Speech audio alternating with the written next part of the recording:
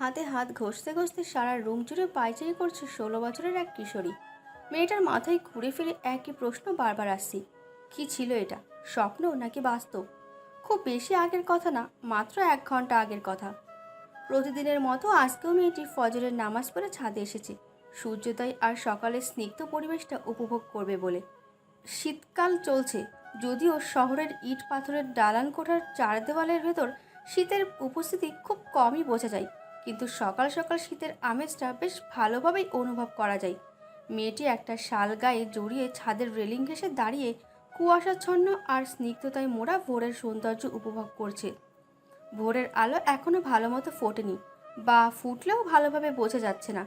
চারদিকটা কুয়াশায় অস্পষ্ট হয়ে আছে। ছাদের রেলিংয়ে হাত দিয়ে চোখ বন্ধ করে দাঁড়িয়ে আছে মেয়েটি, হয়তো কিছু ভাবছে। ভোরের উত্তুরে ঠান্ডা বাতাসে মাঝে মাঝে কেঁপে উঠছে।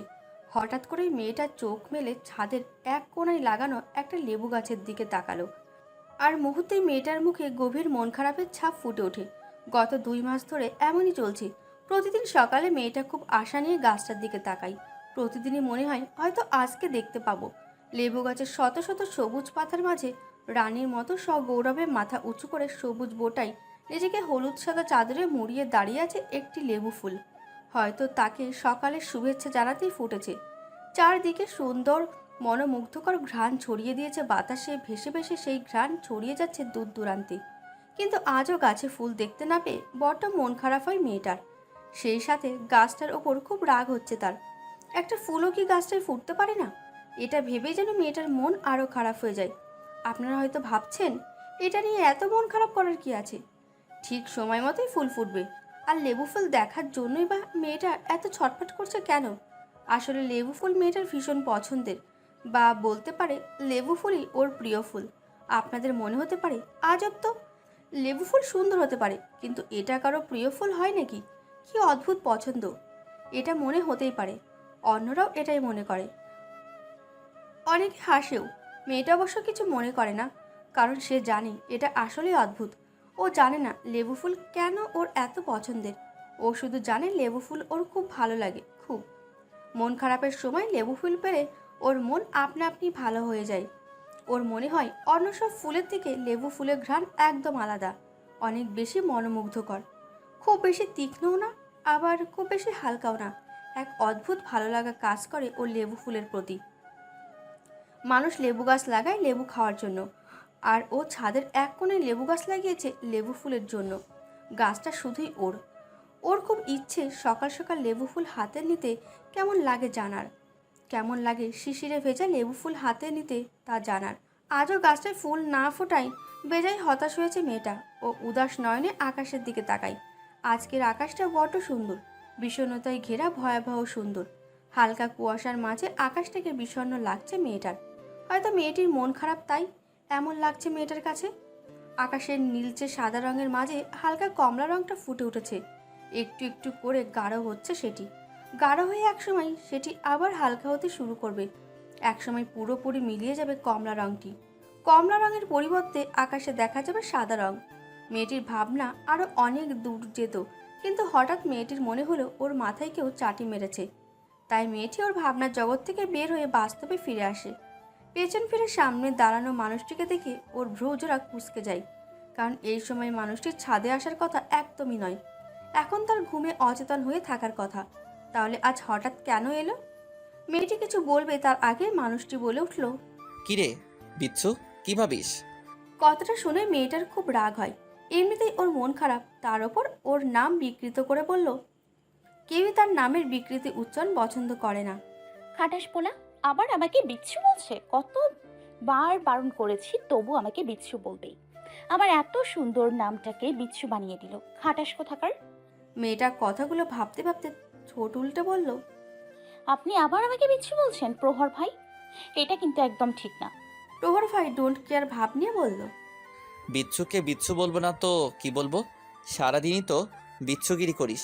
কখন কার পিছনে কিভাবে লাগা যায় সেটা ভাবিস। পড়াশোনার তো ধারে কাছেও নাই। তাছাড়া তোর নামই তো বিচ্ছু। মেয়েটি মুখ ফুলিয়ে বলল, মোটেও আমার নাম বিচ্ছু না, আমার নাম ইচ্ছে। অজান্তা রহমান ইচ্ছে। ইচ্ছে 16 বছরের এক চঞ্চল কিশোরী। সারাক্ষণ মুখে হাসি লেগেই থাকে, সদ্য ফোটা গোলাপের মতোই ওর সৌন্দর্য। কেউ ওর ওপর রাগ করে থাকতেই পারে না। সবার আদরের মেয়ে ইচ্ছে, সারাক্ষণ হইচই করে বেড়ায়, সামনে এসএসসি দেবে। আর প্রহর, সাফায়েত রহমান প্রহর, 21 বছরের সুদর্শন এক যুবক, যাকে দেখে মেয়েদের কয়েকটা হার্টবিট মিস হয়ে যায়। গুরু গম্ভীর, এক্সট্রা অ্যাটিটিউড আওলা ছেলে। মেয়েরা ওকে দেখে আর ভাবে, কে হবে সেই সৌভাগ্যবতী যে ওর মনের মানুষ হবে। শান্ত স্বভাবের ছেলে, কিন্তু একবার রেগে গেলে কোনো কিছু মাথায় থাকে না। ইচ্ছে ছোটবাবু মানে ছোট চাচুর ছেলে প্রহর। প্রহর আবার ডোন্ট কেয়ার ভাব নিয়ে বলল, ওই হলো ইচ্ছে যেটা, বিচ্ছু সেটা। এই পোলা বলে কি ইচ্ছে আর বিচ্ছু দুইটা এক হয় কেমনে? তারটা ছিঁড়ে গেছে নাকি মাথার? এখন যদি ওনাকে কেউ প্রহর না ডেকে গোবর ডাকে, তাহলেও কি উনি প্রহর আর গোবরকে এক বলবেন? ডেকে দেখবো ওনাকে একবার গোবর ভাই বলে। না বাবা, দরকার নেই। পরে না আমাকে মেরে তক্তা বানিয়ে দেয়। এই পোলা যেই আমাকে মেরে তক্তা বানিয়ে, সেই তক্তা দিয়ে খাট বানিয়ে সেই খাটে আরামসে ঘুমিয়ে পড়তে পারবে। একটু মায়া লাগবে না তার। রেগে গেলে ডেঞ্জারাস হয়ে যায়। কেমন লেবু ফুল ঘ্রাণ পাচ্ছি মনে হয়। ইচ্ছে কিছু বলবে তার আগে প্রহর ব্যস্ত হয়ে বলে উঠল, হাত দুটো একসাথে করে নিচে ধরতো। ইচ্ছে কিছু বুঝতে না পেরে বলল। কেন? প্রহর একটু রাগী কণ্ঠে আবারও তাড়া দিয়ে বলল, যেটা বলছি সেটা কর, একটা এক্সট্রা ওয়ার্ডও বলবি না। প্রহরের কথা মতো ইচ্ছে হাত বাড়িয়ে দিতেই প্রহর কালো রঙের পলিথিন ব্যাগ থেকে সাবধানে কতগুলো লেবু ফুল ইচ্ছের হাতে রাখলো। মুহূর্তেই ইচ্ছের রাগ, বিরক্তি, মন খারাপ সব কিছু ছাপিয়ে মুখে হাসি ফুটে উঠল। প্রহরের কাছে লেবু ফুল থাকায় ফুলের ঘ্রাণ পাচ্ছিল ইচ্ছে। 2 হাত ভর্তি লেবু ফুল পেয়ে ইচ্ছে করছে লুঙ্গি ডান্স দিতে। আপাতত সেটা করা যাবে না। প্রথমত হাত থেকে ফুল পড়ে যেতে পারে, দ্বিতীয়ত প্রহরের বকা শুনে এখন মন খারাপ করার একটু ইচ্ছে নেই ইচ্ছের। তাই ইচ্ছেটাকে চাপা দিয়ে খুশিতে গদগদ হয়ে বলল, থ্যাংক ইউ প্রহর ভাই, থ্যাংক ইউ ভেরি মাচ। তোর এই খুশিটা দেখার জন্যই তো এত কষ্ট করে খুঁজে তোর প্রিয় ফুলগুলো নিয়ে এলাম। কারণ এই ফুলগুলো যার প্রিয় তার মুখের হাসি যে আমার ভীষণ প্রিয়। তোর এই মুখের হাসির জন্য আমি সব করতে রাজি আছি রে। তোর এই হাসিটা যে আমার অনেক বড় পাওয়া। তোর মন খারাপের মলিন মুখটা যে আমাকে বড্ড পোড়ায়। বেশ কদিন ধরে দেখছি লেবু ফুলের জন্য তোর মন খারাপ, আর যে ভালো লাগছিল না আমার। তোর মুখে হাসি দেখার জন্য মন ছটফট করছিল। প্রহর কথাগুলো মনে মনে ভাবলেও এর একটা কথাও ইচ্ছেকে বলেনি। উল্টো বলল, এত খুশি হওয়ার কি আছে? তোর খুশি দেখে মনে হচ্ছে বিশ্ব জয় করে ফেলেছিস। প্রহরের কথা শুনে ইচ্ছের খুশি যেন আরো 1 গুণ বেড়ে গেল।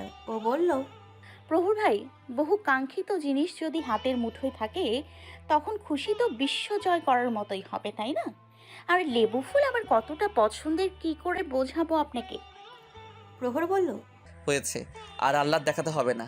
তোর লেবু ফুল কতটা পছন্দের সেটা জানার আমার কোনো ইচ্ছে নাই, বুঝেছিস? অসহ্য পোলা একটা, এভাবে বলার কি আছে? সুন্দর করে বললেই তো হয়। আর আমি কোন দুঃখে আপনাকে আহ্লাদ দেখাতে যাব? নেহাত লেবু ফুল পেয়ে একটু বেশি খুশি হয়ে গিয়েছিলাম, তাই আপনাকে আহ্লাদ দেখাতে আমার বয়ে গেছে। প্রহরকে মনে মনে ইচ্ছে মতো বকে ইচ্ছে বলল, প্রহর ভাই, আপনি এত সকাল সকাল লেবু ফুল কোথায় পেলেন? লেবু ফুল তো এমন কোনো ফুল না যে দোকানে পাওয়া যাবে। প্রহর গম্ভীর হয়ে বলল, সেটা তোর জানতে হবে না। তুই তো লেবু ফুল পেয়েছিস, ব্যাস। কোথা থেকে এসেছে সেটা জানতে হবে না। কোনো কথা না বলে এখন চুপচাপ ঘরে গিয়ে পড়তে বস। সামনে তোর এক্সাম না? ইচ্ছে মাথা নাড়িয়ে চলে যেতে লাগছে। প্রহর হঠাৎ ইচ্ছেকে ডাক দেয়। ইচ্ছে? ইচ্ছে পেছন ফিরে বলল, কিছু বলবেন প্রহর ভাই? প্রহর কিছু হয়নি এমন ভাব নিয়ে বলল। রাহাতের সাথে কথা বলবি না তুই? ইচ্ছে কিছুতেই বুঝতে পারছে না প্রহর ওকে কেন রাহাত ভাইয়ার সাথে কথা বলতে না করছে। ইচ্ছে জানা মতে রাহাত ভাইয়া খুবই ভালো একটা ছেলে, যদিও ইচ্ছের কোনো ইচ্ছে নেই রাহাত ভাইয়ার সাথে নিজ থেকে কথা বলার। রাহাত ভাইয়া নিজ থেকে কথা বলে বলেই ইচ্ছেও কথা বলে। রাহাত ওর একটা ক্লাসমেটের ভাই, প্রায় প্রতিদিনই বোনকে নিতে আসার উছিলায় ইচ্ছের সাথে কথা বলে। ইচ্ছে বলল, কেন প্রহর ভাই, কথা বলবো না কেন? প্রহরের মুখে রাগ ফুটে উঠছে, বোঝা যাচ্ছে প্রহর রেগে যাচ্ছে। তবুও প্রহর কণ্ঠ যথেষ্ট স্বাভাবিক রেখে বলল, এত কিছু জেনে তোর কাজ নেই। রাতের সাথে কথা বলতে মানা করছি মানে কথা বলবি না। হঠাৎ প্রহর রাগে কণ্ঠে ধমক দিয়ে বলে উঠল, শুধু রাহাত কেন, কোনো ছেলের সাথে তুই মিশবি না। আমি যদি খবর পাই কোনো ছেলের সাথে তুই মিশেছিস, তোর কি অবস্থা হবে তুই কল্পনাও করতে পারবি না। তুই শুধু আমার আর শুধুই আমার।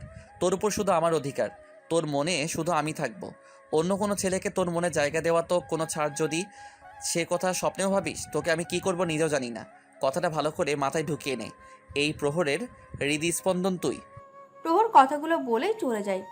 একবারও পেছন ফিরে তাকায় না। পেছন ফিরে তাকালে দেখতে পেত ইচ্ছের হতবাক হয়ে থাকা চেহারাটা।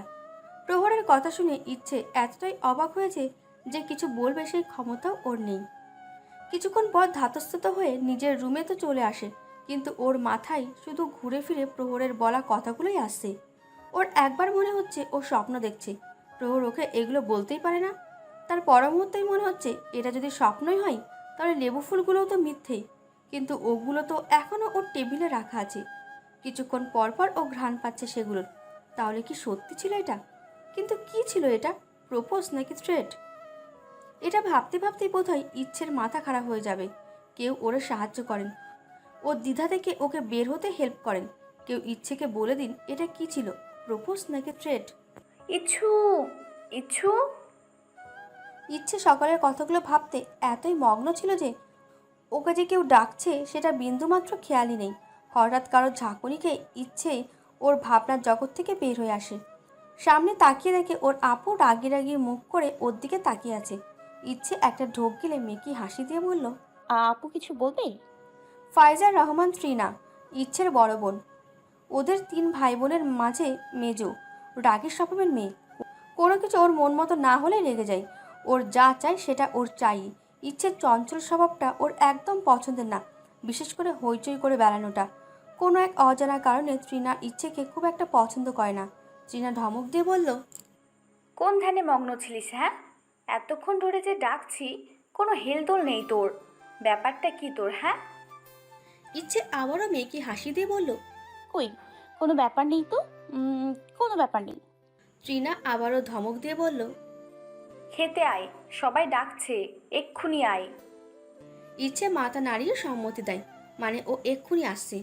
ইচ্ছে শুনল ত্রিনা যেতে যেতে বিড়বিড়িয়ে বলছে, যত সব। ও যেন জানে না ওকে ছাড়া আব্বু খায় না, তারপরেও যাচ্ছে না। যাবে কেন? ও তো রাজকন্যা না, আমরা তো সব ওর চাকর। ওকে নিতে না আসলে কি ও যাবে না? আর আমাকেই ওকে ডাকতে আসতে হবে, অসহ্য। ইচ্ছে একটা দীর্ঘশ্বাস ফেলে ডাইনিং রুমের দিকে হাঁটা দেয়। ও কিছুতেই বোঝে না ট্রিনা ওকে কেন অপছন্দ করে, কেন ওর প্রতিটি কাজে ট্রিনার বিরক্তির কারণ হয়। ও তো সবসময় চায় ট্রিনা ভালো থাকুক, খুশি থাকুক। ইচ্ছে ডাইনিং টেবিলের সামনে এসে দেখে সবাই খাবার সামনে নিয়ে বসে আছে, কেউ খাচ্ছে না। আসলে ছুটির দিনে ওরা সবাই একসাথে খেতে পছন্দ করে, সবসময় যদিও হয়ে ওঠে না। তাই যখন সুযোগ থাকে তখন সেটা ওরা ছাড়তে চায় না।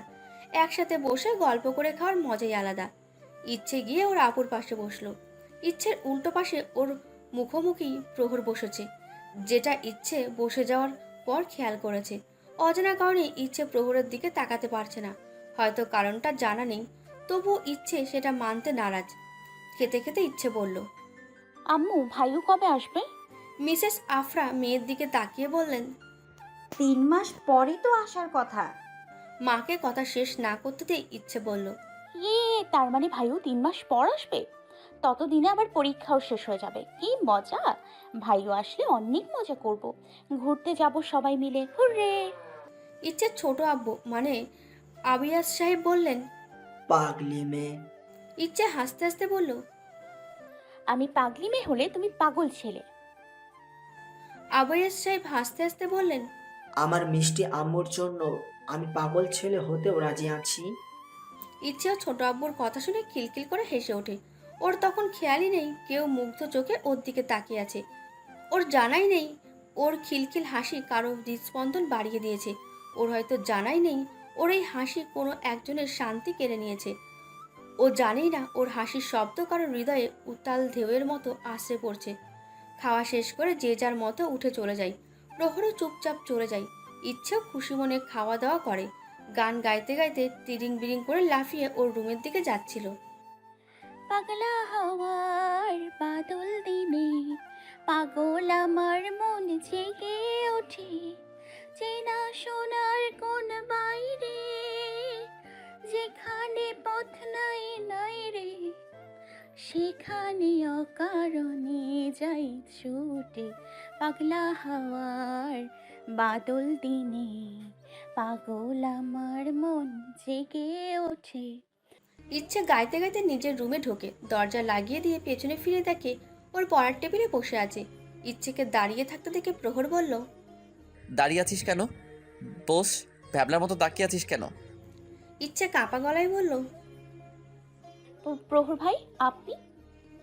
ইচ্ছেকে কথা শেষ না করতে দিয়ে প্রহর বলল, ভয় পাচ্ছিস কেন? আমি বাঘ না ভাল্লুক? বাঘ ভাল্লুক থেকেও ভয়ঙ্কর যে। ইচ্ছে একটু কেসে বলল, না তা না, কিন্তু আপনি এখন আমার রুমে, কিছু দরকার প্রহর ভাই? প্রহর ইচ্ছের দিকে তাকিয়ে বলল। দরকার তো আমার তোকে।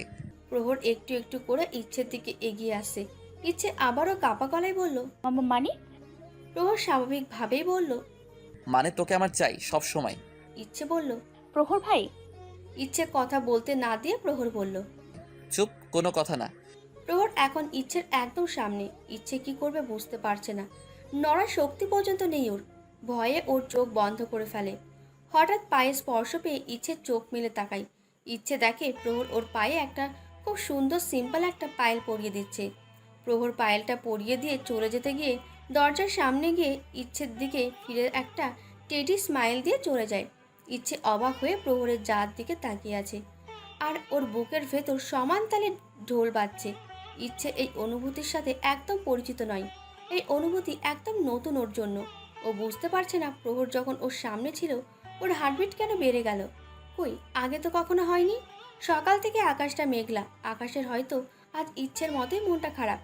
হয়তো একটু পরই কেঁদে উঠবে আকাশটা। ইচ্ছে নিজের রুমে জানালার পাশে বসে উদাস মনে ওই দূর আকাশের দিকে তাকিয়ে রইল। হঠাৎই ওর চোখের কোনা বেয়ে গড়িয়ে পড়ে এক ফোঁটা অশ্রুকণা, চুপি সারে নিঃশব্দে। সেই সাথে মেঘও গর্জন করে ওঠে। পৃথিবীতে নেমে আসতে থাকে একটা দুটো করে লক্ষ লক্ষ, পরে আরেকটু জোরে, আর কিছুক্ষণ পর শুরু হয় মুষলধারে বৃষ্টি। আকাশের তো আর তার মতো লুকিয়ে নিঃশব্দে কাঁদতে হয় না। আকাশের কোনো বাধা নেই চিৎকার করে উঠতে, শুধু আকাশের সাথে চিৎকার করে উঠতে পারে না ইচ্ছে। ইচ্ছে করছে সব কিছু ভেঙে ফেলতে, চিৎকার করে জিজ্ঞেস করতে ইচ্ছে করছে কেন এমন হলো ওর সাথে, কী দোষ ছিল ওর। প্রহরকে ভালোবাসার শাস্তি এতটা নির্মম কেন? সময়ের সাথে সব কিছু বদলে গেছে ইচ্ছেও, হয়তো প্রহরের অগোচরেই। আজকে ইচ্ছে আর হইচই করে বেড়ায় না। আজকের ইচ্ছে কারো পেছনে লাগে না। যে ইচ্ছের মুখে সারাক্ষণ হাসি লেগে থাকতো, আজ সে হাসতে ভুলে গেছে। প্রহরের সাথে কাটানোর সময়গুলো আজ শুধু স্মৃতি হয়ে মনে রয়ে গেছে। প্রহর আজ ইচ্ছের ধরাছোঁয়ার বাইরে। ইচ্ছে তো কখনো চায়নি এরকম কিছু, তাহলে কেন হলো এরকম? সকলের আদরের রাজকন্যাটা না আজ এত অবহেলিত কেন? ইচ্ছে জানালার পাশ থেকে উঠে গিয়ে ওর নীল মলাটের ডায়েরিটা নিল। ডায়েরির মলাটে হাত বুলিয়ে ব্রুকের সাথে মিশিয়ে নিল ডায়েরিটা। ওটা যে প্রহরের দেওয়া প্রতি পদের সেই রঙিন মুহূর্তগুলোর সঙ্গী। শক্ত করে আঁকড়ে ধরে রেখেছে ডায়েরিটা, যদি কেউ নিয়ে নেয়।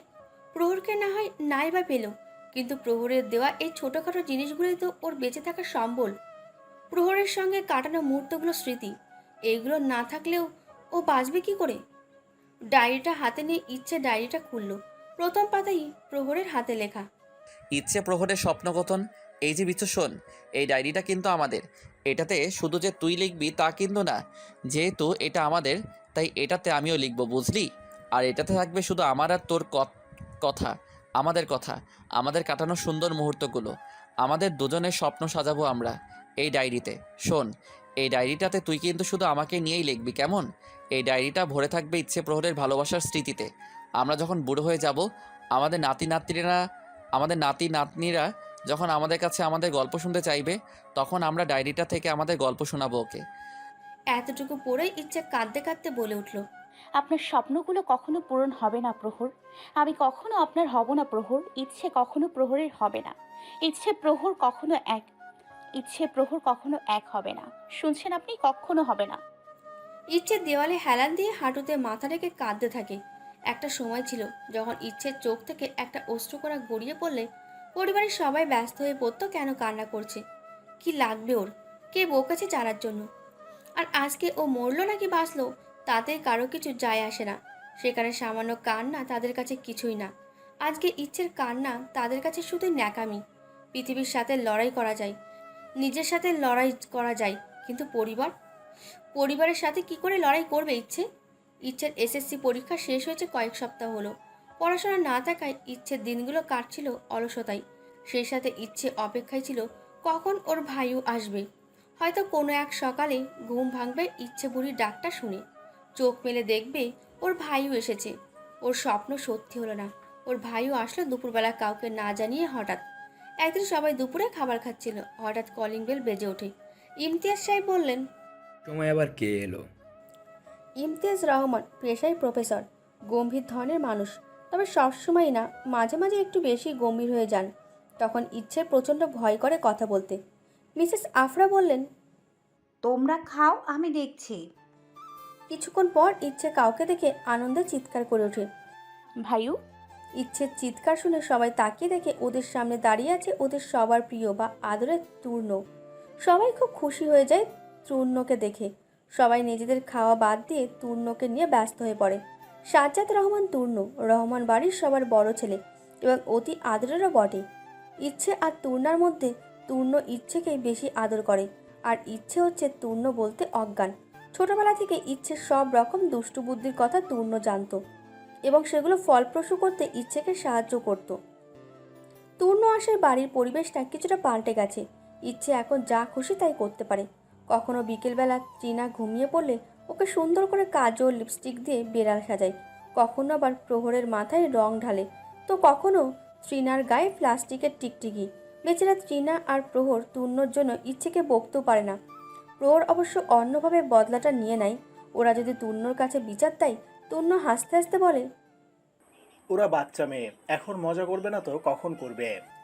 ইচ্ছেকে এইসব করতে সাহায্য করে প্রহরের একমাত্র ছোট বোন বেলা, আহিরা রহমান বেলা। ইচ্ছের থেকে মাত্র 1-1.5 বছরের বড়, কিন্তু ইচ্ছে কখনো ওকে আপু বলে ডাকে না। ওর জন্য তুই বেস্ট। ওরা দুজন দুজনের একমাত্র সঙ্গী, ছোটবেলার খেলার সাথী। বেলার কোনো সিক্রেট ইচ্ছের অজানা নয়, তেমনি ইচ্ছের কোনো সিক্রেট বেলার অজানা নয়। এমনকি ইচ্ছে প্রহর যে দুজন দুজনকে ভালোবাসে সেটাও ওর অজানা নয়।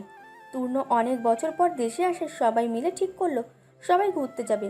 বিকেলবেলা সবাই সেটা নিয়ে আলোচনা করতে বসেছে। মিসেস সাবিহা বললেন, তোরা ছোটরা ঠিক কর কোথায় যাবি, আমরা এগুলোতে না থাকি। মিসেস সাবিহা কথা শুনে মিস্টার ইমতিয়াজ সাহেব বললেন, সাবিয়া ঠিকই বলেছে, জায়গা সিলেকশনের দায়িত্ব তোদের। প্রহর বলল, ওকে আমরাই ঠিক করছি। তূর্ণ ভাই, তুমি বলো কোথায় যেতে চাও? তূর্ণ বলল। আগে তোরা জায়গার নাম বল, তারপর আমি ঠিক করব। ট্রিনা বলল। ভাইয়া রাঙামাটি যাবে। বেলা বলল, হ্যাঁ ভাইয়া, রাঙামাটি চলো না, রাঙামাটিতে কত কিছু দেখার আছে। ইচ্ছে মুখ ভোতা করে বলল, ভাইউ সাজেক যাব। ভাইউ রাঙামাটিতে হলেও রাঙামাটি দিয়ে তো সাজেক যাওয়া যায়। প্রহর বলল। সাজেকটাই বেস্ট হবে ভাইয়া, সেই সাথে খাগড়াছড়িও ঘোরা হবে। সব কিছু আলোচনা করে সাজেক যাওয়াই ঠিক করা হলো। 15 দিন পর খাগড়াছড়ির উদ্দেশ্যে রওনা দিবে। ইচ্ছু, এই ইচ্ছু। ইচ্ছে হাঁটু থেকে মাথা তুলে উপরে তাকায়। ইচ্ছে এতক্ষণ ভাবছিল 6 বছর আগের কথা। বেলার ডাকে ও বাস্তবে ফিরে আসে। ইচ্ছেকে দেখে বেলার চোখ টলমল করে ওঠে। এই ইচ্ছেকে যেন ও চিনতেই পারছে না। আগের মতো চেহারায় উজ্জ্বলতা নেই, চোখের নিচে কালি পড়েছে, শুকিয়ে গেছে অনেকটাই। বেলা ইচ্ছের সামনে বসে, ওর হাত ধরে বলল, কি হয়েছে রে ইচ্ছু, বল না আমাকে প্লিজ। ইচ্ছে মলিন হেসে বলল। কি হবে, কিছু হয়নি তো। বেলা উদ্বিগ্ন হয়ে বলল, কিছু হয়নি। তুই আগের মতো হইচই করিস না, আগের মতো আমার সাথে কথা বলিস না, বাসার সবার সাথে আড্ডায় বসিস না, সারাদিন ঘরে বসে থাকিস, ক্লাস থাকলে কলেজে যাস। আজকাল তো তোর অস্তিত্বই বোঝা যায় না, বাড়িতে আছিস নাকি নাই সেটাই বুঝতে পারি না। আগে তো আমার সাথে সব কথা শেয়ার করতি, এখন তো কথাই বলিস না। ইচ্ছে বলল, বেলা এখন আমি তো আর সেই ছোট্ট নেই, হইচই করতে এখন আর ভালো লাগে না। আর আমাকে নিয়ে এত চিন্তা করিস না, আমি একদম ঠিক আছি। শেয়ার করার কিছু নেই, তাই কিছু বলি না। একা থাকতে ভালো লাগে, তাই একা থাকি ঘরে। বেলা বলল, ইচ্ছু, সত্যি করে বল না আমাকে কি হয়েছে। আমি না এখন আর তোকে চিনতেই পারি না, বড্ড অচেনা মনে হয় তোকে। এখন তুই আমার থেকে বড্ড দূরে চলে গেছিস। আমি তোকে আগের মতো নাই বুঝতে পারি, কিন্তু এতটুকু তো বুঝি তোর কিছু একটা হয়েছে, তুই ভালো নেই। তোর এই পরিবর্তনের পিছনে কারণ কি বল না আমাকে। আমরা সবাই তো আছি, বল না কি হয়েছে তোর? ভাইয়ের সাথে কিছু হয়েছে? ইচ্ছে বলল, আরে না, ওনার সাথে কি হবে? সব ঠিক আছে, সব ঠিক আছে, আমিও ঠিক আছি। বেলা দীর্ঘশ্বাস ফেলে বলল, তোর নাম যেমন অজান্তা, তুই আজ তেমনি অজান্তা হয়ে গেছিস। ঠিক কী কারণে তোর এই বদল? কেন তুই সবার থেকে দূরে দূরে থাকিস? কেন আড়াল করছিস নিজেকে? আমি জানি না, কিন্তু যদি মনে হয় কখনো তোর প্রিয় বান্ধবীটিকে তোর দরকার, আমাকে মনে করিস। আমি আগেও তোর প্রিয় বন্ধু ছিলাম, এখনও আছি, ভবিষ্যতেও থাকবো। আমি সবসময় তোর পাশে আছি। বেলা চলে যাওয়ার পর ইচ্ছে আবারও ডুকরে কেঁদে ওঠে। কাঁদতে কাঁদতে ভাঙা গলায় বলল, আই এম সরি রে বেলা, আমি তোকে বলতে পারবো না রে, আমি পারবো না, আই এম সরি। ইচ্ছে ছাদে দাঁড়িয়ে আছে ঠিক সেই দিনের মতো, যেদিন প্রথমবার প্রহর ইচ্ছেকে ভালোবাসি না বলেও বুঝিয়ে দিয়েছিল ইচ্ছের প্রতি ওর ভালোবাসাটা। আজকের তারিখ, সময়, আবহাওয়া ঠিক সেই দিনের মতোই, শুধু বদলে গেছে সাল, ইচ্ছে, হয়তো প্রহরও। সেদিন প্রহর ছিল ইচ্ছের একান্ত আপন, কিন্তু আজ প্রহর ইচ্ছে থেকে অনেকটা দূরে, দৃষ্টি সীমানার বাইরে। হৃদয়ের অন্তরালে আছে, কিন্তু প্রকাশের মাধ্যমটা হারিয়ে গেছে। চাইলেও আজ আর ইচ্ছে প্রহরের কাছে প্রকাশ করতে পারবে না ইচ্ছে প্রহরকে কতটা ভালোবাসে। ইচ্ছে একটা দীর্ঘশ্বাস পেলে ছাদের কোণে লাগানো লেবু গাছটার দিকে তাকালো। লেবু গাছটা এখন আর শূন্য নয়, ফুলে ভরা। লেবু ফুল আজও ইচ্ছের পছন্দের, শুধু লেবু ফুলগুলো হারিয়ে ফেলেছে ইচ্ছের মন ভালো করার ক্ষমতাটা। লেবু ফুল দেখলে এখন আর ইচ্ছের মুখে হাসি ফোটে না, বরং মন খারাপটা আরও বেড়ে যায়। সেই সাথে বের হয় দীর্ঘশ্বাস। ওদের শুরুটা যে এই লেবু ফুল দিয়েই হয়েছিল। এই লেবু ফুলের সাথেই যে জড়িয়ে আছে ওদের অসংখ্য সুখ স্মৃতি। ইচ্ছের হৃদয় কোণে উকি ঝুঁকি দিয়েছে সেই দিনের কথা, যেদিন ছাদের কোণে লাগানো লেবু গাছটায় প্রথম ফুল ফুটেছিল। ইচ্ছের পরীক্ষা চলছে, পড়াশোনার চাপে লেবু গাছটা আর দেখা হয়ে ওঠে না ওর। শেষ দেখেছিল 1 সপ্তাহ আগে, এরপর আর দেখা হয়ে ওঠেনি। ঘড়ির কাঁটা 12টার ঘর ছুঁই ছুঁই করছে। ইচ্ছে হাই তুলতে তুলতে পড়ার টেবিলে বসে পড়েছে। কালকে পদার্থবিজ্ঞান পরীক্ষা ওর, তাই পড়াশোনাটা একটু বেশি রাত জেগে করছে। সাধারণত এতক্ষণ ও পরীক্ষার সময়ও জেগে থাকে না, 11:30 বাজতেই ঘুম। তবে আজকে তার উল্টো, ও ভীষণ চিন্তায় আছে পদার্থবিজ্ঞান নিয়ে, তাই বারবার রিভাইজ করছে। পড়তে পড়তে কখন টেবিলেই ঘুমিয়ে গেছে বুঝতেই পারেনি ও। সকালে ইচ্ছের ঘুম ভাঙল প্রহরের ডাকে। চোখ মেলে ঘুমু ঘুমু কণ্ঠে বলল, প্রহর ভাই, আপনি এখানে কিভাবে? প্রহর বলল, কথা পরে হবে, আগে যা ফ্রেশ হয়ে আয় তাড়াতাড়ি, 5 মিনিটের মধ্যে। ইচ্ছে কিছু বলতে চাইছিল, তার আগেই প্রহর বলল। তাড়াতাড়ি যা না। ইচ্ছেও আর কথা না বাড়িয়ে ফ্রেশ হতে যায়। ফ্রেশ হয়ে বের হয়ে প্রথমে বলল, প্রহর ভাই, আপনি আমার রুমে ঢুকলেন কিভাবে? দরজা তো বন্ধ ছিল। প্রহর বলল, দরজা খোলাই ছিল, বন্ধ না, চাপানো ছিল। আর আমি দরজা দিয়ে নিজে পায়ে হেঁটেই তোর রুমে ঢুকেছি। হয়েছে, এখন চল। ইচ্ছেকে কিছু বলার সুযোগ না দিয়ে ওর হাত ধরে টেনে নিয়ে যেতে থাকে প্রহর। ইচ্ছে সংকোচ নিয়ে বলল, কিন্তু কোথায় যাব? প্রহর বলল, সেটা গেলেই দেখতে পাবি। আর আমি কি অপরিচিত কেউ নাকি কিডন্যাপার? সংকোচ করছিস কেন? ইচ্ছে বলল, না তেমন কিছু না। প্রহর বলল, তাহলে? ইচ্ছে বলল, না মানে কেমন যেন লাগছে। প্রহর আর কিছু না বলে ইচ্ছেকে নিয়ে ছাদে চলে আসে। ছাদের দরজা খোলার আগে প্রহর ইচ্ছেকে বলল, চোখ বন্ধ কর। ইচ্ছে অবাক হয়ে বলল, কেন? প্রহর বলল, উফ, যেটা বলছিস সেটা কর না। সব কিছুতে এত কেন কেন করিস না তো। ইচ্ছেও আর কথা না বাড়িয়ে চোখ বন্ধ করে। প্রহর খুব সাবধানে ইচ্ছেকে ধরে নিয়ে যেতে থাকে। ছাদের কোনো একটা জায়গায় দাঁড়িয়ে প্রহর ইচ্ছেকে বলল, এবার চোখ খোল। ইচ্ছে চোখ খুলে দেখলো ওর লেবু গাছে ফুল ফুটেছে, সেই সাথে আরও অনেকগুলো ফুলের কলি। ইচ্ছে এতটা খুশি হয়ে গিয়েছিল যে প্রহরকে জড়িয়ে ধরে। প্রহর এক মুহূর্তের জন্য অবাক হয়ে যায়, বুঝতে পারছিল না কি হচ্ছে। তারপর নিজেকে সামলে নিয়ে প্রহরও ইচ্ছেকে জড়িয়ে ধরে। কিছুক্ষণ পর ইচ্ছে যখন বুঝলো ও কি করেছে, সাথে সাথে প্রহরকে ছেড়ে দেয়। বেচারি লজ্জায় প্রহরের দিকে তাকাতেই পারছিল না। প্রহর কিছু বলবে তার আগে ইচ্ছে এক ছুটে নিজের রুমে চলে আসে, মুখে লাজুক হাসি। সেদিনের কথা মনে পড়লে আজও ইচ্ছের ভীষণ লজ্জায় গাল দুটোতে লাল আভা দেখা যায়। মুখে সেই লজ্জা মাখানো হাসিটা ফুটে ওঠে। আজও তার ব্যতিক্রম হলো না। লজ্জা হাসি সবই আছে, সেই সাথে বাম চোখের কোণ হতে গড়িয়ে পড়া অশ্রুও। ঘড়ির কাঁটা 3টের ঘর ছুঁই ছুঁই করছে। ইচ্ছে বিছানায় মাথা রেখে নিচে ফ্লোরে চুপচাপ বসে আছে। থেমে থেমে ওর শরীরটা কেঁপে উঠছে, দু চোখ থেকে গড়িয়ে পড়ছে অশ্রু। দৃষ্টি সামনে রাখা ফোনের স্ক্রিনে স্থির। ফোনের স্ক্রিনে জলজল করছে প্রহরের নামটা। 1 ঘন্টা আগে থেকে ফোন দিচ্ছে প্রহর, ইচ্ছে ধরছে না, শুধু চুপচাপ কাঁদছে। বাঁচতে বাঁচতে এবারেও কলটা কেটে গেল। কিছুক্ষণ পর ইচ্ছের ফোনে একটা ভয়েস মেসেজ এলো প্রহরের নাম্বার থেকে। ইচ্ছে ফোনটা হাতে নিয়ে ভয়েসটা অন করতে শোনা গেল প্রহরের কান্না ভেজা কণ্ঠস্বর। ইচ্ছে, এইছে, প্লিজ ফোনটা রিসিভ কর। আমার দম বন্ধ হয়ে আসছে, আমি আর পারছি না রে। কতদিন তোর গলা শুনিনি রে, প্লিজ ফোনটা রিসিভ কর। 3টা বছর ইচ্ছে, 3 বছর তোকে দেখিনি, তোর কণ্ঠস্বর শুনিনি আমি। তোকে ছুতে পারবো না আমি। তোর কণ্ঠ শোনার অধিকারটা কেড়ে নিস না রে, আমার হৃদয়টা পুড়ে যাচ্ছে রে। প্লিজ ইচ্ছে, প্লিজ ফোনটা ধর। ইচ্ছে ডুকরে কেঁদে ওঠে। ও বুঝতে পারছে প্রহর কাঁদছে, ওর কণ্ঠ তো সেটা পরিষ্কার। সারাদিন হাজারো কাজের মাঝে যখনই সময় পাই তখনই প্রহর ইচ্ছেকে ফোন দেয়। ইচ্ছে ফোন রিসিভ করে না। প্রতিদিন দুজন মানুষ দুই দেশে কষ্ট পাচ্ছে। প্রতিদিন ওদের কষ্টটা চোখ দিয়ে অশ্রু হয়ে ঝরে পড়ে। মাঝে মাঝে ইচ্ছের মনে হয় নিজেকে শেষ করে দিতে, কিন্তু শেষ পর্যন্ত আর পারে না। আল্লাহ তাআলা যে এই অধিকারটা ওকে দেয়নি। আবার একটা ভয়েস মেসেজ আসে প্রহরের নাম্বার থেকে। এই ইচ্ছে, তুই বুঝতে পারছিস না তোর প্রহরের কতটা কষ্ট হচ্ছে? তুই এমন হয়ে গেলি কেন রে ইচ্ছে? তুই তো এমন ছিলিস না। মরে যেতে ইচ্ছে করছে আমার, আমি সত্যি আর পারছি না রে। আচ্ছা শোন, তোকে না কথা বলতে হবে না, আমি না হয় তোর নিঃশ্বাসের শব্দই শুনবো, তবুও প্লিজ ফোনটা রিসিভ কর। আজ আবারও ইচ্ছের মনে হচ্ছে নিজেকে শেষ করে দিতে পারলে ও সব যন্ত্রণা থেকে মুক্তি পেয়ে যেত। ওর মনে হচ্ছে যদি সাজেক না যেত তাহলে প্রহরের সাথে ওর সম্পর্কটা এতটা গভীর হতো না, আর না আজ ওরা এতটা কষ্ট পেত। ওদের ঠিক করা প্ল্যান অনুযায়ী ওরা ঢাকা থেকে রাতের বাসে খাগড়াছড়ির উদ্দেশ্যে রওনা দিল। বাসে যাওয়ার ইচ্ছা তো তৃণার। ইমতিয়াজ সাহেব বলেছিলেন বাস ভাড়া করতে, কিন্তু তৃণার ইচ্ছে লোকাল বাসে যাবে। সবাই জানে তৃণার প্রচুর জেদ, তাই আর কেউ মানা করেনি। বাসে যাবে শুনে ইচ্ছে তৃণার থেকেও বেশি হ্যাপি। যাই হোক, ওরা লোকাল বাসে উঠল।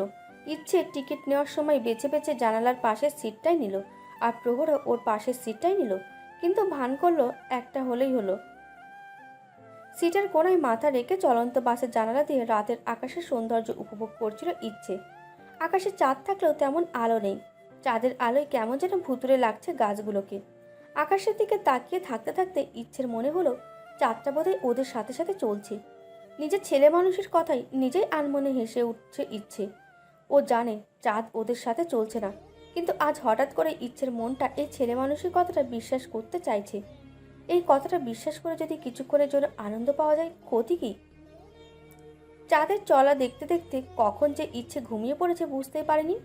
আর প্রহর সেই কখন থেকে ইচ্ছেকে দেখে যাচ্ছে। বাসের ছাঁকুনিতে ইচ্ছে পড়ে যেতে লাগলে প্রহর ধরে ফেলে।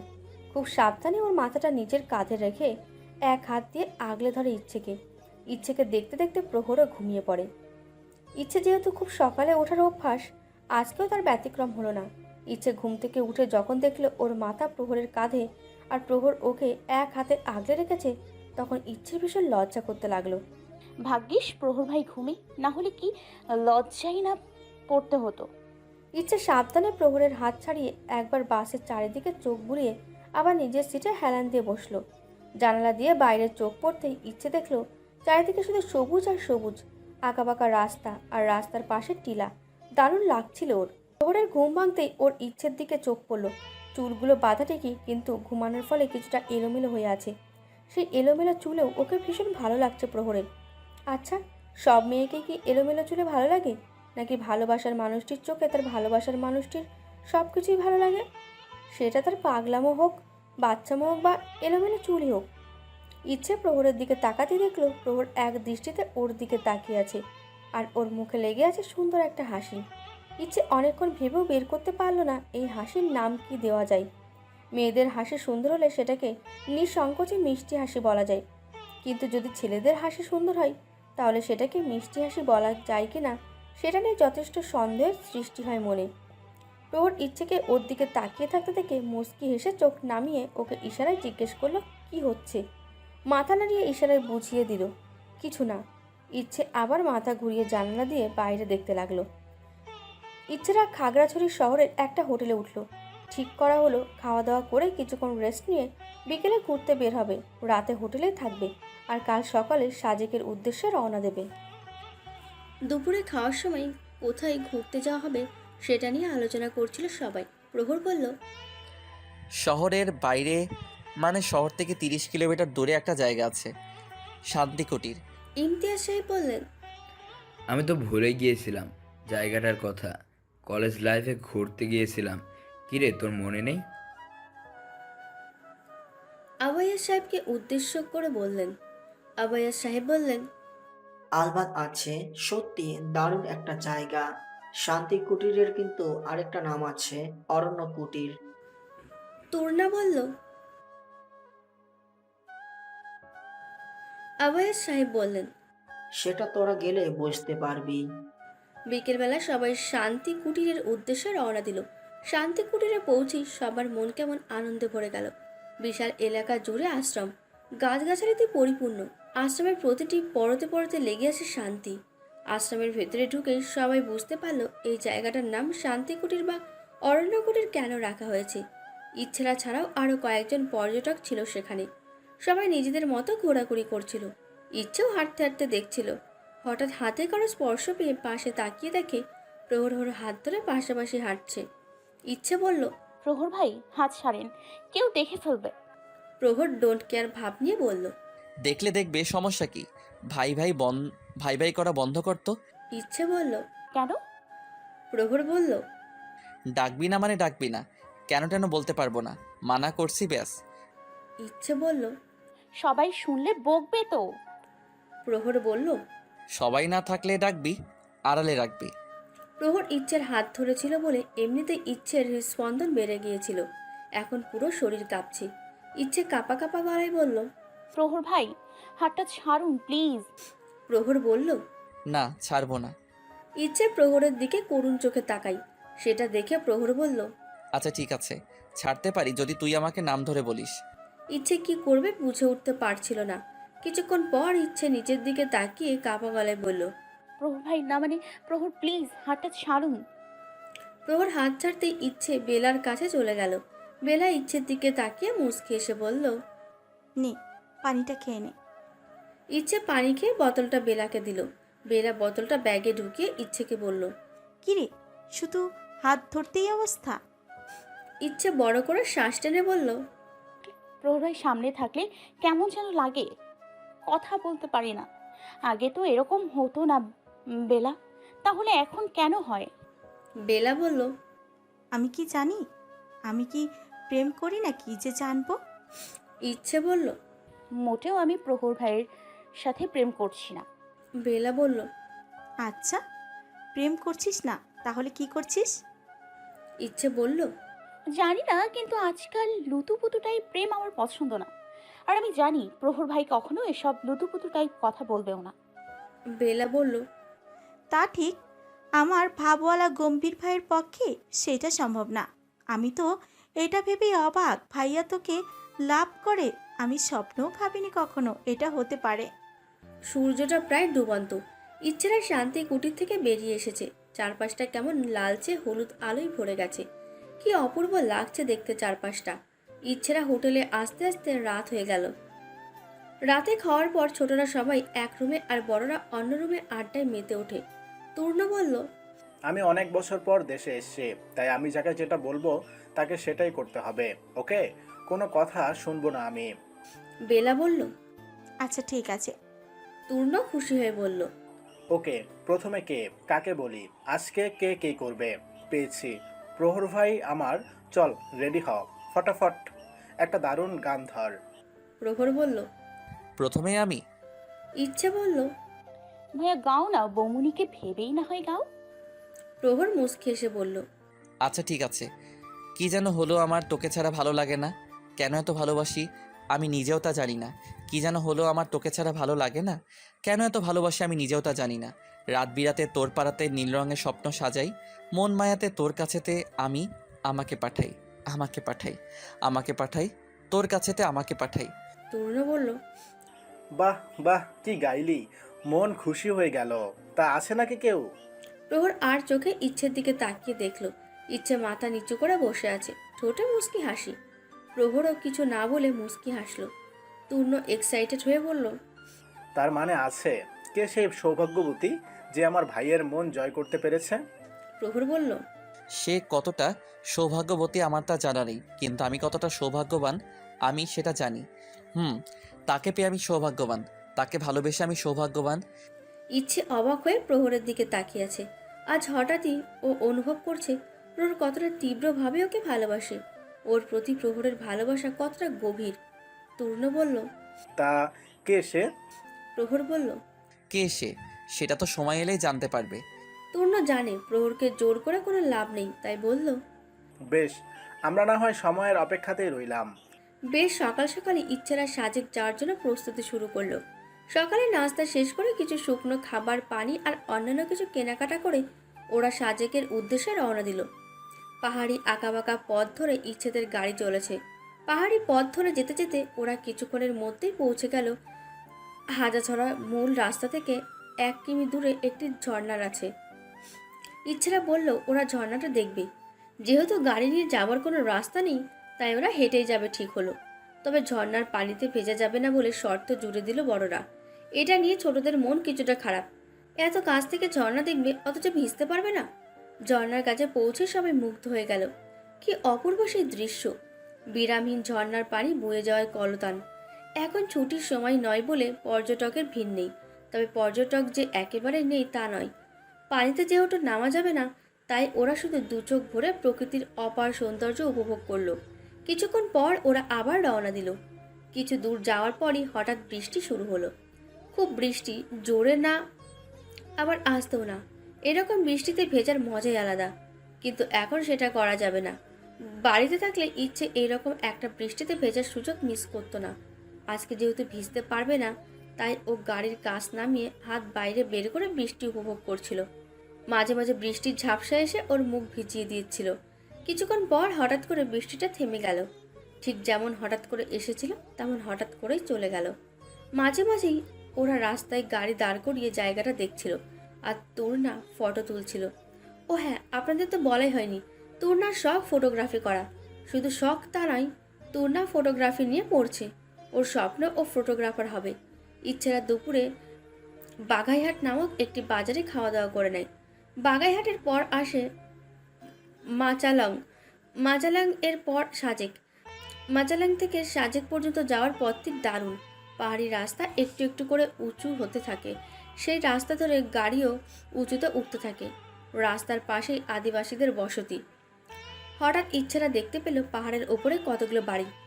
একটু দূরে পাহাড়ের চূড়ায় জমাট বাঁধা সাদা মেঘ, নিচের পাহাড়গুলোতেও জমাট বাঁধা মেঘ। ইচ্ছের মন আনন্দে নেচে ওঠে। ওরা মেঘের রাজ্যে চলে এসেছে। ওর ইচ্ছে করছে এখনই গিয়ে মেঘ ছুঁতে। একটু পরই ওরা সাজেক প্রবেশ করবে।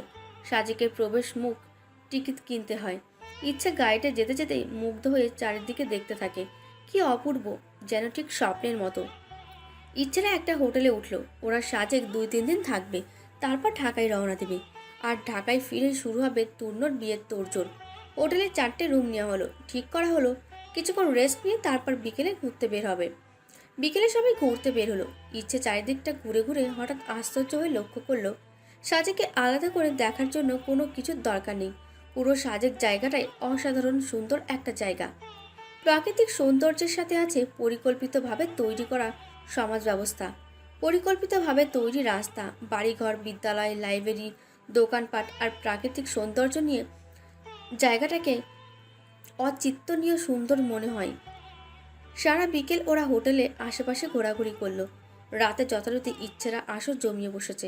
তবে আজকে রুমে নাই। হোটেলের সামনে ছোট্ট একটা মাঠ আছে। সেই মাঠেরই এক করে আগুন জ্বালিয়ে সেটার চারপাশে গোল হয়ে বসেছে। শুধু ওরা না, পুরো মাঠ জুড়ে কিছু দূর পর পর আগুন জ্বালিয়ে বসেছে আরও অনেকে। কিছু ছোট ছোট দল, আবার কিছু বড় বড় দল। আজকে ইচ্ছেদের আসরের মূল বিষয় হচ্ছে তূর্ণর বিয়ে। সবাই বিয়েতে কি কি হবে, কেমন করে হবে সেটা নিয়ে আলোচনা চলছে। সেই সাথে হাসি তো আছেই। ওদের হাসির মাঝখানেই একটি অপরিচিত ছেলে বলল, হ্যালো গাইজ, যদি আপনাদের কোনো আপত্তি না থাকে আমরা কি আপনাদের সাথে যোগ দিতে পারি? আসলে নতুন করে আগুন জ্বালিয়ে বসার মতো কোনো জায়গা নেই। ইচ্ছে ছেলেটির কথা শুনে সেদিকে তাকিয়ে দেখলো ছেলেটির সাথে আরও 2টা ছেলে আর 2টা মেয়ে আছে। তূর্ণ একটু হেসে ওদেরকে বলল, তোমরা অবশ্যই আমাদের সাথে যোগ দিতে পারো, আমাদের কোনো প্রবলেম নেই। সরি তুমি করে বললাম, কিছু মনে করো না। ছেলেটিও মুচকি হেসে বলল, মনে করার কি আছে, আমাদের তুমি করে বললে আমরা বেশি স্বাচ্ছন্দ্য বোধ করব। ইচ্ছেরা ওদেরকে বসার জন্য জায়গা করে দিল। ছেলেটির কথা থেকে বুঝতে পারলো ওরা 5 জন বন্ধু একসাথে ঘুরতে এসেছে। কিছুক্ষণের মধ্যেই ওরা বন্ধু হয়ে গেল। ছেলেটি ওদের পরিচয় দিল। ছেলেটির নাম সীমান্ত, আর ওর সাথে যে ছেলে দুটির একজন মিহিন আর একজন আহান, আর মেয়ে দুটির একজনের নাম প্রত্যাশা আর একজনের নাম মুগ্ধতা। মিহিন নামের ছেলেটি বলল, আসার সময় দেখলাম আপনারা খুব হাসাহাসি করছিলেন, তা কি নিয়ে তো হাসাহাসি হচ্ছিল? প্রহর মুচকি এসে তূর্ণর কাঁধে হাত দিয়ে বলল, এটা আমাদের বড় ভাই, ওর বিয়ের সামনে সেটা নিয়ে কথা হচ্ছিল। ওরা সবাই বলল। ওয়াও, কংগ্রাচুলেশন ভাইয়া।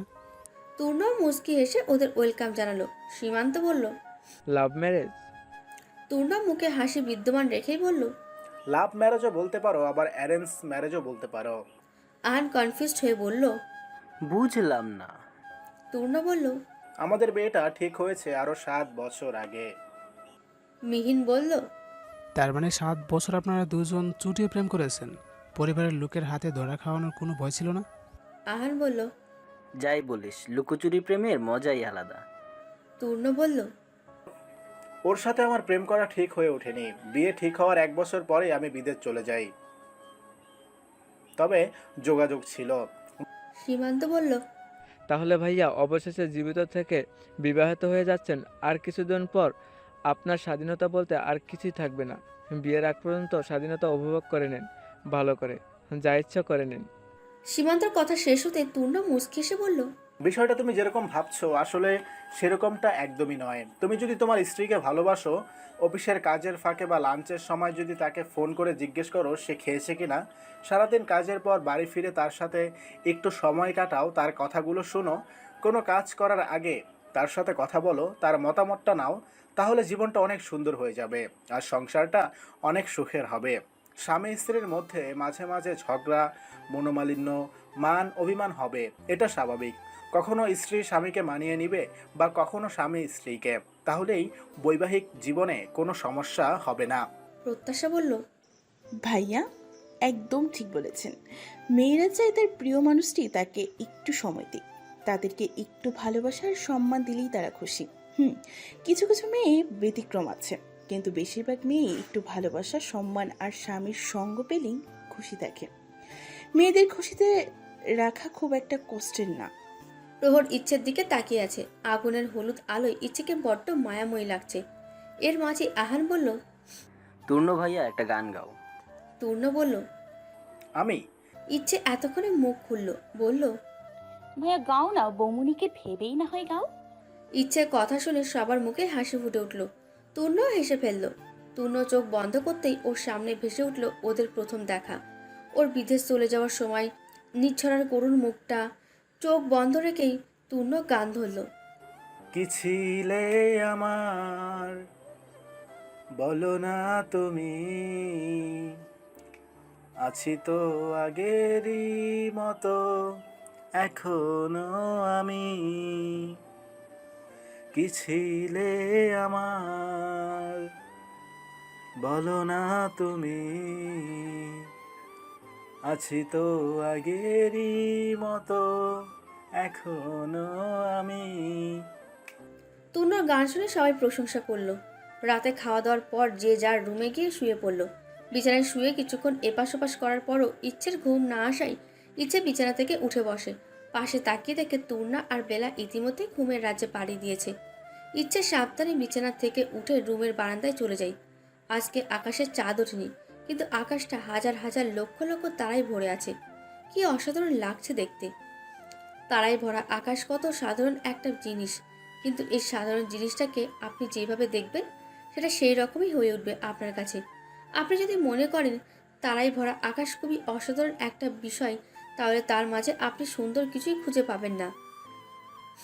আর এটাকে যদি আপনি মনে করেন অসাধারণ সুন্দর একটু দৃশ্য, তাহলে সেটি আপনার চোখে সত্যি অসাধারণ হয়ে ধরা দেবে। আসলে সব সাধারণের মাঝেই অসাধারণ কিছু থাকে। আপনি যেইভাবে দেখবেন সেইভাবেই আপনার চোখে ধরা পড়বে সেটি। পরের দিন সকালে ঠিক হলো ইচ্ছেরা কংলাক পাহাড়ে যাবে। সাজেক থেকে কংলাক পাহাড়ের দূরত্ব 3 কিমি। ইচ্ছেদের সাথে যেহেতু গাড়ি ছিল না, তাই ওরা দুটো সিএনজি ভাড়া করে কংলাক পাহাড়ের উদ্দেশ্যে রওনা দিল। রাস্তার মাঝে যখনই আপ হিল বা ডাউন হিল আসছিল, তখন তূর্ণা, ইচ্ছে আর বেলা তিনজনের হাত শক্ত করে ধরে চোখ বন্ধ করে রাখছিল। গাড়ি একটু এদিক সেদিক কাত হলেই ওদের তিনজনের কেউ না কেউ মৃদু চিৎকার করে উঠছিল। ওদের ভয় পাওয়া দিকে তূর্ণ আর প্রহর হেসে খুন। প্রহর আর তূর্ণর সাথে যোগ দিয়েছে সিএনজির ড্রাইভারও। ওদের সিএনজির ড্রাইভার ছিল একজন আদিবাসী যুবক। ওদেরকে হাসতে দেখে তূর্ণা রেগে বলে উঠল, ভাইয়া, তোমরা আমাদের ভয় পাওয়া দেখে হাসছো? কোথায় আমরা ভয় পাচ্ছি আমাদের সাহস দিবে তা না, দুজনে মিলে দাঁত কেলিয়ে হাসছেন। যত সব ফাউল পোলা। তূর্ণা কথা শুনে প্রহর, তূর্ণ আর ড্রাইভার আরেকবার হেসে উঠল, যাকে বলে দম ফাটানো হাসি। ইচ্ছের এবার প্রচণ্ড রাগ হচ্ছে। ভাইয়ের ওপর তো হচ্ছেই, সাথে প্রহরের ওপরও। এমনিতেই প্রহরের হাসিতে ইচ্ছে গলে যায়। অবাক হয়ে তাকিয়ে দেখে একটা ছেলের হাসি এতটা সুন্দর হয় কি করে। প্রহরের হাসির শব্দ ইচ্ছের হৃদয়ে ঝঙ্কার তোলে। কিন্তু আজ প্রহরের হাসি শুনে ইচ্ছের তেমন কিছুই হচ্ছে না, বরং রাগটা আরো বেড়ে যাচ্ছে। ইচ্ছে বলল, আমাদের দুর্বলতা নিয়ে হাসছেন তো হাসেন, আরও হাসেন, বেশি বেশি করে হাসেন। একেবারে হাসতে হাসতে পেটে ব্যথা করে নিন। তবে মনে রাখবেন, সময় আমাদেরও আসবে। তখন আমরা দেখব, হাসবো আর মজা নিব। তখন বুঝবেন কেমন লাগে। বেলা মুখ ভার করে বলল, তোমাদের সাথে আরই কোনো কথা নাই। তূর্ণ আর প্রহর ওদের দিকে কিছুক্ষণ তাকিয়ে থেকে আবারও হাসতে শুরু করলো। ওদের হাসির মাঝে ড্রাইভার বলল, আর ভয় পাওয়ার কারণ নেই, আমরা পৌঁছে গেছি। তূর্ণা, বেলা আর ইচ্ছে অবাক হয়ে খেয়াল করলো প্রহর আর তূর্ণর সাথে ঝগড়া করতে করতে ওরা খেয়ালই করেনি কখন সিএনজির ওপরে উঠেছে বা নেমেছে। তূর্ণ বলল, আমরা হাসছিলাম যাতে তোরা রেগে গিয়ে আমাদের সাথে ঝগড়া করিস আর তোদের মনোযোগ রাস্তা থেকে আমাদের উপর চলে আসে। আর হলেও সেটা তোরা বুঝতেই পারিসনি কখন পৌঁছে গেছি আমরা। ওরা দেখলো পাহাড় কেটে তৈরি করা সিঁড়ি দিয়ে অনেকেই ওপরে উঠে যাচ্ছে। ওরাও সবাই ওপরে উঠে গেল। খাস কাটা সিঁড়ি হলেও পাহাড়ের ওপর উঠতে বেশ পরিশ্রম করতে হয়েছে। পাহাড়ের ওপর উঠে ওরা হাঁপাতে লাগলো, কিন্তু বিশ্রাম নিয়ে ইচ্ছে উঠে দাঁড়ালো। আশেপাশে মেঘ, এত এত মেঘ যেন মনে হচ্ছে পুরো একটা মেঘের সমুদ্র। দেখতে দেখতে ওদের হোটেলে যাওয়ার সময় হয়ে গেলেন। সন্ধ্যার আগেই ওদের হোটেলে পৌঁছতে হবে। অন্ধকারে পাহাড়ি রাস্তায় গাড়ি চালানো খুব রিস্কি। আরও একদিন ঘুরে ওরা খাগড়াছড়ির উদ্দেশ্যে রওনা দিল। খাগড়াছড়ি থেকে সোজা ঢাকা। ইচ্ছের একদমই ইচ্ছে করছিল না প্রকৃতিকে ছেড়ে ইট পাথরের শহরে যেতে। তবুও ইচ্ছে খুশি, মেঘের রাজ্যে দেখার স্বপ্ন পূরণ হয়েছে ওর। মেঘ ছোঁয়ার ইচ্ছেও মনে হচ্ছে ইচ্ছে ঠিক করলো। ইট পাথরের রাজ্য থেকে আবারও প্রাকৃতিক বুকে মেঘের রাজ্যে আসবে। আর এই আশা নিয়েই ও পাড়ি জমালো নিজ শহরে, যেখানে ওর বেড়ে ওঠা। ইচ্ছেদের বাড়িতে আজ বড্ড কোলাহল, আলোক সজ্জায় পরিপূর্ণ। চারিদিক থেকে ভেসে আসছে নানা কণ্ঠস্বর, ছোটদের চিৎকার। আজকে যে তূর্ণর বিয়ে। ইচ্ছে আজকে হাফ সিল্কের গোলাপি রঙের শাড়ি পরেছে। আজকে ছোট বড় সব মেয়েরাই শাড়ি পরেছে। ইচ্ছে এক কোণে দাঁড়িয়ে বেলার সাথে কথা বলছিল। হঠাৎ বেলা মুচকি এসে বলল, ইচ্ছু, তোকে আজ দারুণ লাগছে, মাশাল্লাহ। ইচ্ছেও হেসে বলল। তোকে অনেক সুন্দর লাগছে। বেলা দুষ্টু হাসি দিয়ে বলল, তোকে যে দুটো চোখ মোহমুগ্ধ হয়ে দেখছে সেটা কি তুই জানিস? আশেপাশেও একটু দেখ বোন। ইচ্ছে মুখ ঘুরিয়ে চারিদিকে চোখ বুলাতে লাগলো। হঠাৎ ইচ্ছের চোখ একজনের দিকে আটকে যায়, হালকা গোলাপি রঙের পাঞ্জাবি পরা এক যুবকের দিকে। যুবকটি আর কেউ নয়, প্রহর। ইচ্ছে প্রহরের চোখের অতল গহ্বরে তলিয়ে যাচ্ছে একটু একটু করে। প্রহরের চোখে যে আজ অফুরন্ত ভালোবাসা দেখতে পাচ্ছে ইচ্ছে। হঠাৎ বেলার ডাকে ইচ্ছে বেলার দিকে ফিরে বলল, কিছু বলছিস? বেলা বলল, দেখতে বললাম বলে যে চোখ আটকে রেখে দিবি একজনের দিকে তা কিন্তু নয়। তা আমার ভাইটাকে কি হ্যান্ডসাম আজকে খুব বেশি লাগছে নাকি? ইচ্ছে মুখ ঘুরিয়ে প্রহরের দিকে তাকালো, তবে এবার ওর চোখ প্রহরের দিকে না, প্রহরের চারপাশে যে মেয়েগুলো আছে তাদের দিকে। ইচ্ছে রাগী গলায় বলল, হ্যান্ডসাম লাগছে না ছাই লাগছে, পুরো খাটাসের মতো লাগছে। দেখছিস না চারদিক থেকে পেতনিগুলো কিভাবে চোখ দিয়ে গিলছে? বেলা চারিদিকে তাকিয়ে দেখলো আসলেই অনেকগুলো মেয়ে প্রহরের দিকে হাঁ করে তাকিয়ে আছে। বেলা দুষ্টু হাসি দিয়ে বলল, কি ব্যাপার বনু, জ্বলছে নাকি? ইচ্ছে এবার বিরক্তি মাখানো রাগের চেহারার বেলার দিকে তাকিয়ে ঝাঁঝালো গলায় বলল, আমার জিনিসের দিকে নজর দিলে আমার জ্বলবে না তো কি তোর জ্বলবে? কত বড় সাহস পেতনিগুলার আমার জিনিসে নজর দেয়। আর ওই ব্যাটার এত সেজে আসার কি দরকার ছিল? হ্যাঁ, মনে তো হচ্ছে তার ভাইয়ের বিয়ে না, তার নিজেরই বিয়ে হচ্ছে। ইচ্ছে কথাগুলো বলতে এতই মগ্ন ছিল ও খেয়ালই করেনি কখন বেলা চলে গেছে আর প্রহর ওর পেছনে এসে দাঁড়িয়েছে। প্রহর পেছন থেকেই বলল, বাহ বাহ, এত জেলাস! ইচ্ছে প্রহরের কণ্ঠ শুনে ভূত দেখার মতো চমকে উঠল। পেছনে ফিরে নিচু গলায় বলল, আমি মোটেও জেলাস না। প্রহরা দুষ্টুমি মাখা হাসি দিয়ে বলল, বুঝলাম। ইচ্ছে বলল, কি বুঝলেন? প্রহর মুচকি এসে বলল, এই তো এটাই বুঝলাম যে আমার ইচ্ছে পড়ি আমাকে এত এত ভালোবাসে। প্রহরের কথার ধরন দেখে ইচ্ছের একটু লজ্জা লাগছিল। ইচ্ছের গালে লাল আভা ফুটে উঠছিল, কিন্তু ইচ্ছে লজ্জাকে প্রাধান্য না দিয়ে একটু গম্ভীর হওয়ার চেষ্টা করে বলল, মোটেও না। আপনাকে আমি ভালোবাসতে যাব কোন দুঃখে? আপনাকে ভালোবাসতে আমার বয়েই গেছে। প্রহর এবার শব্দ করে হেসে উঠল, আর ইচ্ছে বরাবরের মতো মোহিত হয়ে গেছে প্রহরের হাসিতে। প্রহর হাসি থামিয়ে বলল, সে তুই ভালোবাসলেও আমার, না বাসলেও আমার। তুই চাস আর না চাস, তোকে সারা জীবন আমার হয়ে থাকতে হবে। একটু থেমে আবার বলল, আর শোন, চারদিকের পেত্নীদের নিয়ে তোকে ভাবতে হবে না। ওরা যত সুন্দরী হোক না কেন, এই প্রহরের ইচ্ছে সৌন্দর্যের কাছে তা নগণ্য। প্রহর শুধু আর শুধুমাত্র তোর, কারণ এই প্রহরের হৃদস্পন্দন তুই। কথাটা বলেই প্রহর চলে যাওয়ার জন্য পা বাড়ায়। কয়েক পা গিয়ে আবার ইচ্ছের কাছে এসে বলল, বাই দ্য ওয়ে, তোকে সুন্দর লাগছে, একদম বউ বউ। ইচ্ছের গাল দুটো লজ্জায় রাঙা হয়ে উঠেছে। সেটা দেখে প্রহর মুচকি এসে বলল, ইস, লজ্জা পেলে তোকে আরো সুন্দর লাগে। ইচ্ছে করে না থাক, বলবো না। ইচ্ছের এখন এতটাই লজ্জা করছে যে ও মুখ তুলে তাকাতেই পারছে না। প্রহরের সামনে থেকে এখন যেতে পারলে যেন ও বাঁচে। ইচ্ছে বলল, আমি যাই, বেলা আমাকে খুঁজছে মনে হয়। ইচ্ছে কথাটা বলেই কোনোরকম প্রহরের সামনে থেকে চলে গেল। ঘটনাগুলো মনে পড়তেই আনমনে হেসে ওঠে ইচ্ছে। এই ছোট ছোট ঘটনাগুলোই ওর এখন বেঁচে থাকার সম্বল। প্রহর না হয় ওর হবে না, হতে দেওয়া হবে না, কিন্তু ওই স্মৃতিগুলো, সেগুলো তো শুধুই ওর।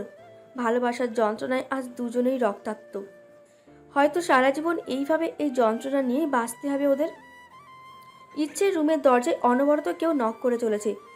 ইচ্ছে শুনছে না, বা বলা চলে শুনেও না শোনার ভান করে রয়েছে এক প্রকার। ও অসম্ভব মনোযোগ দিয়ে জাফর ইকবাল স্যারের হটলাইন উপন্যাসটি পড়ে চলেছে।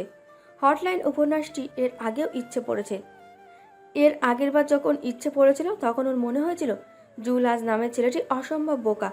একটা কারণে সুইসাইডের মতো ভয়ঙ্কর একটা সিদ্ধান্ত নিয়েছে। ওটা শুধুমাত্র একটা অ্যাক্সিডেন্ট ছিল। জুলহাসের কোনো দোষ ছিল না সেখানে। অ্যাক্সিডেন্ট হওয়া আর খুন করা সম্পূর্ণ ভিন্ন দুটি বিষয়। তাছাড়া গাড়িতে তো জুলহাসও ছিল। আল্লাহর রহমতে সে বেঁচে গেছে। গাড়িটি সে চালাচ্ছিল বলে অ্যাক্সিডেন্টের দোষটা তো আর তার নয়। জুলহাস তো ইচ্ছে করে অ্যাক্সিডেন্ট করায়নি। নিজেকে কেন দোষী ভাববে জুলহাস? কেন এইরকম একটা সিদ্ধান্ত নেবে নিজেকে দোষী ভেবে? কিন্তু ইচ্ছে আজ বুঝতে পারছে কতটা কষ্ট পেয়ে জুলহাস সিদ্ধান্তটা নিয়েছিল। নিজের ভালোবাসার মানুষগুলোকে হারানোর যন্ত্রণা কতটা, সেটা ইচ্ছে বুঝতে পারছে। ইচ্ছে তো ওদের দেখতে পাবে, কিন্তু জুলহাস, ও তো সেটাও পারবে না। আজকে হটলাইন উপন্যাসটি হাতে নিয়ে ওর মনে হয়েছিল ওর যদি জুলহাসের মতো ছাদের কার্নিস থেকে লাফ দিয়ে আত্মহত্যা করে তাহলে কেমন হবে। জুলহাস লাফ দিতে সফল হয়নি, কিন্তু ও যদি জুলহাসের প্ল্যানটা অনুসরণ করে তাহলে কি খুব ভুল হবে? ওদের বাড়ির ছাদ থেকে লাফ দিয়ে বড়জোর হাত পা ভেঙে 2 থেকে 3 মাস হসপিটালে থাকবে, এর বেশি কিছুই হবে না।